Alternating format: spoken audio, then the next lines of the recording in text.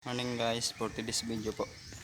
Dito na po tayo sa event na ating ng graduation. Sit upan. Yan po. Kakatapos lang mag sit up.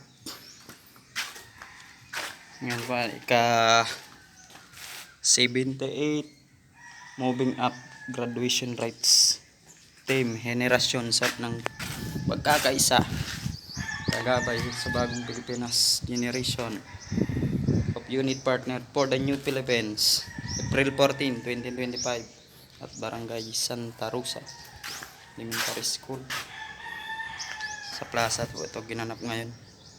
Gawa ng ginagawa pa yung rehabilitate pa lang yung eskwelahan, school pa naman. Bubulol-bulol tayo, Portagis talaga yan po.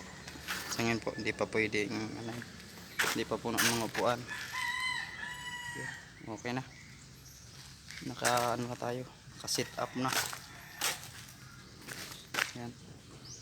Yung power light natin pang spot stage okay na mga tapos yung dalawang sub natin jackhammer naka W box tas dalawang mid, apat na tweeter po yan. Okay guys, mainit muna tayo, cut muna ang video, muli sa susunod na video. Thank you for watching guys, gang gang.